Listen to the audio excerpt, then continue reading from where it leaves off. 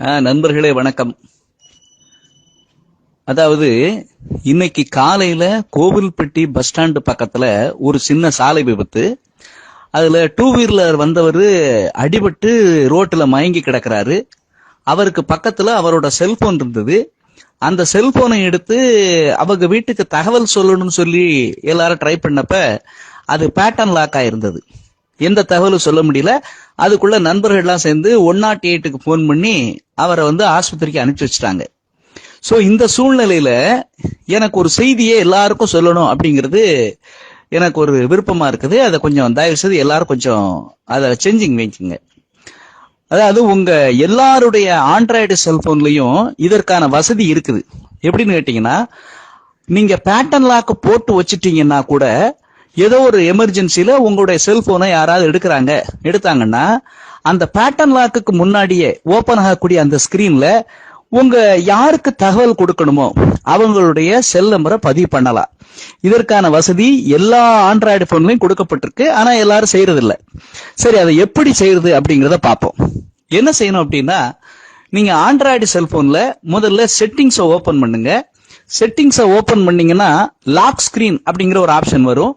அந்த lock screen on பண்ணி நீங்க அதுக்குள்ள போனீங்க அப்படின்னா அதுல உங்களுக்கு என்ன வரும், லாக் ஸ்கிரீன் மெசேஜ் அப்படின்னு சொல்லி ஒரு ஆப்ஷன் வரும். நீங்க அந்த ஆப்ஷனையும் ஆன் பண்ணி நீங்க உள்ள போனீங்கன்னா ஓனர்ஸ் இன்ஃபோ அப்படின்னு சொல்லி ஒரு தகவல் வரும்.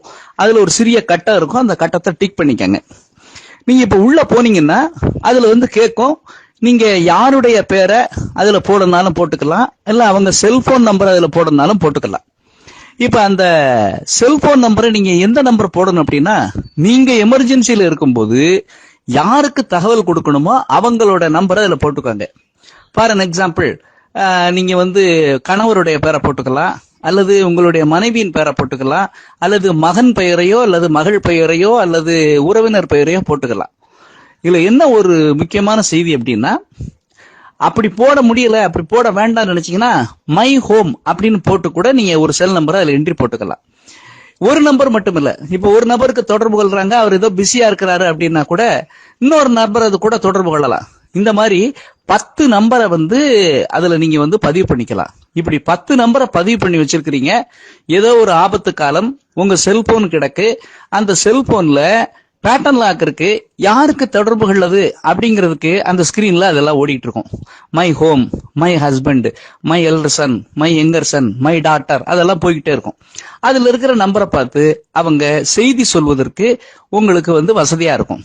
இந்த தகவலை உடனே எல்லாரும் என்ன பண்ணுங்க, நம்ம நண்பர்களோட பகிர்ந்து கொள்ளுங்க. ஆபத்து காலங்கள்ல, நமக்கு ஆபத்து ஏற்படுற காலங்கள்ல நம்முடைய குடும்ப நண்பர்களை தொடர்பு கொள்வதற்கு இது மிகவும் வசதியாக இருக்கும். நன்றி. வணக்கத்துடன் நாகராஜன்.